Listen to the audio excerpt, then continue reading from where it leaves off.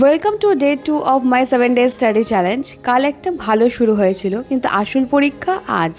Motivation একটু কমেছে, তবু আজকের গোলও ক্লিয়ার। যতটুকু পারি কনসিস্টেন্ট থাকবো। চলো শুরু করা যাক।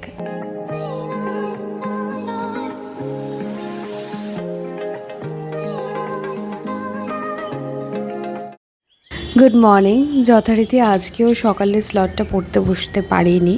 সকালে উঠে মাথা ধরে রয়েছে, ঘুম হয়নি রাত্রে আজও। তাই উঠে আজকে ভালো করে মাথায় তেল দিয়ে নিয়েছি। আলুর ব্রেকফাস্ট বানাবো, এখন ওই 9টা 15 ওরকম বাজে। আমি না এরকম একটা চার্ট মতন করে নিয়েছি ওর ব্রেকফাস্টের। আসলে রাত্রে ঘুমটা হচ্ছে না, এবং সকালে উঠে আমি কি করব না করব মানে এতটা পাজলড লাগে। মাঝে মাঝে আমি একই খাবার ওকে দিয়ে ফেলছিলাম, সেই জন্য এরকম করে আমি লিখে নিয়েছি যাতে একদম প্ল্যান করা থাকে আর ও যেন একই খাবার না খায়। আজকে আমি ওকে রাগি দেবো আর তার সাথে কলা। সেরকমভাবে কিছুদিন সাবু আছে, সুজি আছে, রাগি আপেল আছে, সিজনাল ফল আছে, যেমন কিছুদিন আমি ওকে আমও দিয়েছি।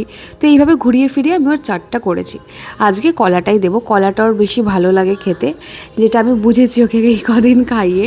আর তোমাদের মধ্যে থেকে একজন আমাকে জিজ্ঞাসা করেছিল আমি আলোকে কী কী খাওয়াই, সেটা নিয়ে যেন কোনো দিন ভিডিও করি। আমি একটু তুতলে গেলাম, সরি।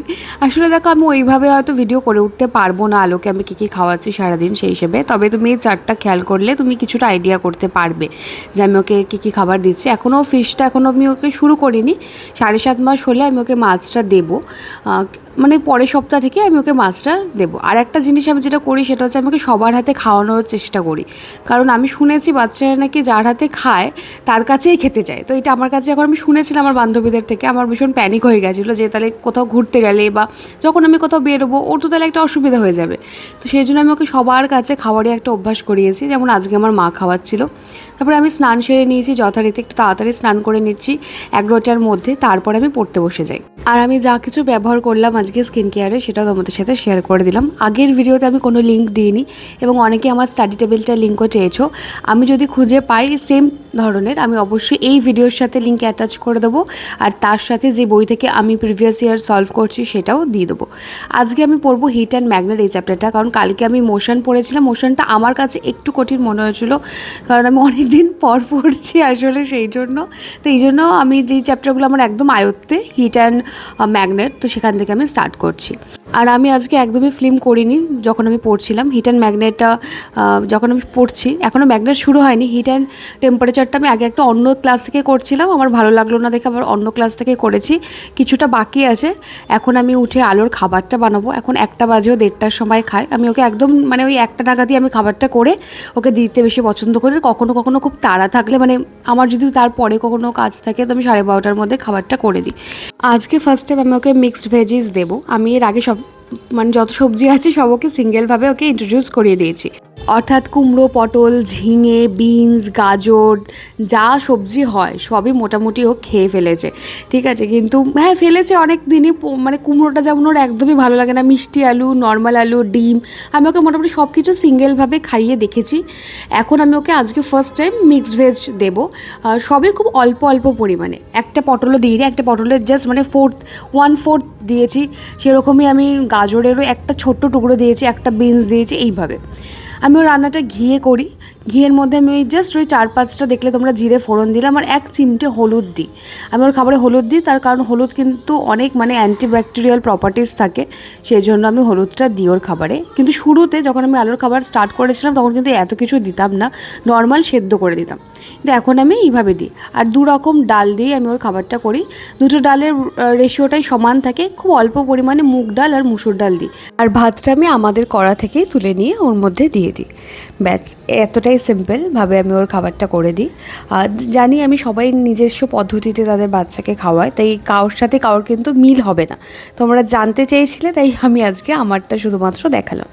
আমি পড়ছিলাম তারপরে আবার, কিন্তু এখন ওয়েট করছি একটা জিনিস, আমার খুব ক্রেভিং হচ্ছিল আইসক্রিমের। তারপরে আমি ফ্লিপকার্ট মিনিটস থেকে 2টো আইসক্রিম অর্ডার করেছি। এইটা মানে নো সুগার আইসক্রিম, সেই জন্য খেতে কোনো অসুবিধা নেই, মানে তোমরাও খেতে পারো আর কি।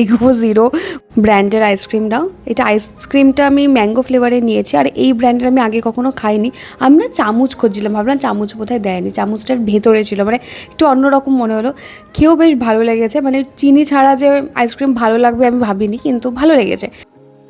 ওয়েল, এতক্ষণ আমি হিটার এমসিকিউ করছিলাম, মাঝে আমি একটু ঘুমিয়েও নিয়েছি, আলোকে ফিট করিয়েছি, যা কিছু আছে সেগুলো আমি বলছিলাম। আমি স্টাডি ব্লগের উপরে মানে কনসেন্ট্রেট করছি। তো আজকে আমি ঠিকই করেছিলাম, তোমরা দেখেছো যে ফিজিক্সের হিট আর ম্যাগনেট এই দুটো চ্যাপ্টার আমি আজকে কমপ্লিট করবো, কারণ এই দুটো চ্যাপ্টার আমার কাছে খুব সোজা মনে হয়। কালকে আমি মোশন চ্যাপ্টারটা নিয়েছিলাম, ঠিক আছে। মোশনটা বেশ বড় চ্যাপ্টার, অনেক গ্রাফ আছে, মানে অনেক কিছু আছে মোশনের মধ্যে, অনেক কিছু মনে রাখারও ব্যাপার থাকে। আর আমার মতে ফিজিক্সে না মানে যত পড়বো তার থেকেও বেশি কোশ্চেন যত সলভ করবে তত বেশি সেটাতে মানে তোমার সাবজেক্টের প্রতি আন্ডারস্ট্যান্ডিংটা ঠিক আছে কিনা বোঝা যায়। বায়োলজি বা কেমিস্ট্রির ক্ষেত্রে কিন্তু তুমি জাস্ট পড়লেও হয়, কেমিস্ট্রি তবুও কিছু ম্যাথস করতে লাগে, কিন্তু ফিজিক্সে যত না তুমি পড়ছো তার থেকে বেশি তোমাকে অ্যাপ্লিকেশন যত না তুমি করবে তোমার মানে পড়াটা অতটা ভালো হয় না। আই থিঙ্ক আমি কি বলতে চাইছি তুমি বুঝতে পারছো, আমি একটু হাঁকলে গেলাম। আমার যেহেতু দেখো ব্যাকগ্রাউন্ড পিওর সায়েন্স ছিল, কিন্তু আমি অনেক দিন তবুও মানে ফিজিক্স থেকে ডিটাচ স্কুলে পড়াতাম, কিন্তু আমি নিজে ফিজিক্স অনেক দিন পড়িনি। সেই জন্য আমি কঠিন চ্যাপ্টারটা নিয়েছিলাম শুরু থেকে, তারপরে আমার মনে হলো যে না, একদিন কঠিন একদিন লাইট একদিন কঠিন এইভাবে যদি রাখি তাহলে গিয়ে আমি মানে মোটিভেশনটা ধরে রাখতে পারবো, নাহলে সব কঠিন চ্যাপ্টার ফার্স্টে করতে গেলে আমার মানে মাথা খারাপ হয়ে যাবে। আর ফিজিক্স একটু অনেকের কাছেই মনে হয় ডিফিকাল্ট, কিন্তু যদি তুমি একটু বুঝে পড়তে পারো আর যদি একটুখানি পড়লে আর সেখান থেকে কোশ্চেনগুলো করে নিতে পারো, তাহলে দেখবে ফিজিক্সটা অতটা বোরিং লাগছে। মানে যেটুকু পড়ছো সেইটুকু রিলেটেড কিছু কোশ্চেন সলভ করে নাও। এখন তো এআই এর যুগ, চ্যাট জিপিটি আছে, সব কিছু থেকে তোমরা যে ওইটুকু পোর্শন লিখে দিলে তোমাকে কোশ্চেন দিয়ে দেবে, তো ওখান থেকে কোশ্চেন তোমরা সলভ করতে পারো। আর এখন আমি ম্যাগনেটটা পড়বো, আমি চুল টুল কিছু আঁচড়াইনি, আজকে শ্যাম্পু করেছি, চুল জাস্ট হাত দিয়ে একটা বান করে রেখেছি। চলো আবার নিজের সিংহাসনে গিয়ে বসি, ম্যাগনেটটা পড়ে তারপরে আজকে উঠবো। চলো পড়তে পড়তে তোমাদের করা যে প্রশ্নটা অনেকবার আসছে সেই প্রশ্নটা একটু উত্তর দিইনি। আজকে আমি একটু তুতলে যাচ্ছি বারবার, আমি জানি না কেন, মেবি একটু রেস্ট কম হয়েছে সেই জন্য। যাই হোক, আসল বিষয়ে ফিরে আসি। আমি কিভাবে পড়ছি এই প্রশ্নটা আমাকে অনেকে করেছো। দেখো, আমি ইউটিউবে ঢুকে জাস্ট টপিকটা সার্চ করে যেই ভিডিওসগুলো আসে র্যান্ডাম আমি কয়েকটা ভিডিও দেখি, যার পড়ানো ভালো লাগছে সেখান থেকে দেখি। সেই জন্য কোনো চ্যানেল ওইভাবে আমি কিন্তু ফলো করি না যে এখান থেকে আমি সব পড়বো, ওরকম নয়। এক একজনের এক একটা চ্যাপ্টারের উপর দখল আলাদা থাকে, তো সেইভাবেই আমি পড়ছি। আর আগে আমি ক্লাসটা করে নিই, তারপর সেই ক্লাসটাকে পজ করে আমি নোটস বানাই, তারপরে আমি নোটসটাকে আরেকবার ভালো করে রিভিশন দিই। এইভাবে আমি এক একটা করে চ্যাপ্টার শেষ করছি। মানে যেমন ধরো এখন আমি ম্যাগনেট পড়ছি, ধরো ম্যাগনেটটা পড়তে পড়তেও হয় কখনো আমি নোটসটা বানিয়ে নিই, মানে ডিউরিং দ্য সেশন করে নিই, আর না হলে আমি সেশনটা শেষ হয়ে যাওয়ার পরে আমি নোটসগুলো বানিয়ে নিই আরেকবার ক্লাসটাকে দেখতে দেখতেই। হ্যাঁ, নোটস বানানোর ক্ষেত্রে সময়টা বেশি দিতে হয়, এটা ঠিক। তবে একবার নোটসটা বানিয়ে নিলে সুবিধা হচ্ছে কি বলো তো, পরে যখন আমি রিভিশন দেবো আমাকে ওই 1-2 ঘন্টার যে বড় বড় ক্লাস সেগুলো আর আমাকে দেখতে হবে না। তার জায়গায় যে নোটসগুলো আমি বানিয়েছি এগুলোকে আমি একটুখানি 15 মিনিট পড়ে নিলেই আমার কিন্তু রিভিশনটা হয়ে যাবে। আর আজকে যে দুটো চ্যাপ্টার করেছি তার আমি এমসিকিউজও করে নিয়েছি। দেখো, আগের দিন আমি দুটো চ্যাপ্টার করেছি, আজকে দুটো, আর কালকের জন্য আমি ঠিক করেছি ইলেকট্রিসিটি অ্যান্ড সার্কিট যে চ্যাপ্টার দুটো আছে, দুটো অনেকটা একই রকম, সেই জন্য দুটো চ্যাপ্টারকে আমি ডে 3-র জন্য রেখেছি।